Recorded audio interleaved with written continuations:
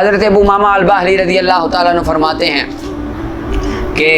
نبی کریم صلی اللہ علیہ وسلم کی بارگاہ میں ذکر کیا گیا دو بندوں کا، ان میں سے ایک عابد ہے دوسرا عالم ہے، ایک عبادت گزار دوسرا نبی صلی اللہ علیہ وسلم نے فرمایا عالم کی فضیلت عابد پر ایسے ہے جیسے میری فضیلت تمہارے ادنا بندے پر ہے، شہباز جس طرح تم میں افضل ہوں اسی طرح عبادت گزاروں کی صف میں ایک عالم افضل ہوتا ہے۔ یعنی 1 کروڑ بغیر علم والا عابد جس کے پاس علم نہیں ہے لیکن وہ تہجد گزار ہے 1 کروڑ، اور ایک عالم باعمل، فرمایا کروڑ عابد سے اکیلا عالم افضل ہوتا ہے۔ اور پھر فرمایا نبی صلی اللہ علیہ وسلم نے فرمایا ان اللہ و ملائکتہ یصلون، فرمایا اللہ اور اللہ کے فرشتے اور اہل سماوات آسمان والے اور فرمایا زمین والے حتی النملہ حتیٰ کہ چونٹی فی جوہریہا اپنی بل میں اپنے سوراخ میں جہاں اس کا گھر ہوتا ہے، اور فرمایا حتیٰ کہ مچھلیاں، وہ پیچھے گزر گیا فی بطون البحر پانی کے اندر، اور مچھلیاں اپنا چونٹیاں اپنی بیل کے اندر، آسمان زمین تمام مخلوق لا یصلون علی معلم الناس الخیر، لا یصلون کا معنی ای یدعون بالخیر، وہ عالم دین کے لیے خیر و برکت کی دعائیں کرتے ہیں۔ سبحان اللہ، خیر و برکت کی، یہاں سے لائٹ بھی چلا دوں اندھیرا ہو رہا ہے، خیر و برکت کی دعائیں کرتے ہیں۔ حتیٰ کہ چونٹی، اچھا اب چونٹی کی بات کیوں کی اور مچھلی کی بات کیوں کی؟ ایک وجہ اس کی یہ ہے کہ فرمانے کا مقصد ہے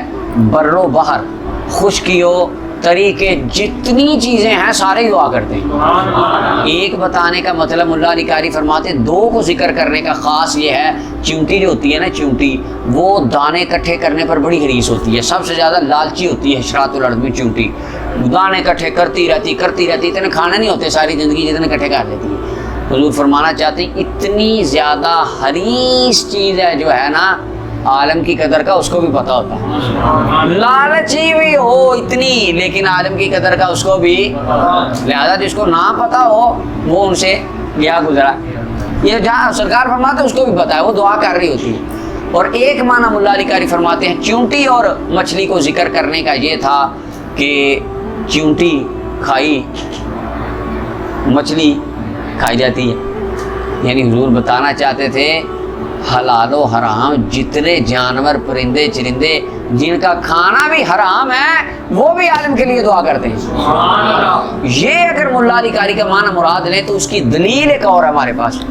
حضرت سفینہ رضی اللہ تعالیٰ عنہ، امام ابو نعیم نے بے شمار کتابوں میں واقعہ ہے کہ آپ جنگل میں آ رہے تھے، شیر آ گیا تو آپ نے فرمایا نہ مولا رسول اللہ، اوے دھیان کریے میں رسول اللہ کا غلام ہوں، تو شیر نے آپ کے آگے دم دبائی، آپ کے آگے سر جھکایا اور آپ کو جنگل سے باہر چھوڑ کے آیا، یعنی شیر نے آپ کا احترام کیا، ادب کیا، حالانکہ شیر ایک حرام جانور ہے کہ نہیں۔ یہ معنی پھر بالکل فٹ بیٹھتا ہے کہ جناب آقا کریم علیہ السلام نے فرمایا چھوٹا ہو بڑا ہو خشکی کا ہو یا سمندر کا ہو، حلال ہو حرام ہو، حریص ہو غیر حریص ہو، جانور بھی اللہ کے دین کا علم پھیلانے والے کے لیے دعائیں کرتے رہتے ہیں۔ اللہ جو اللہ کے لیے دین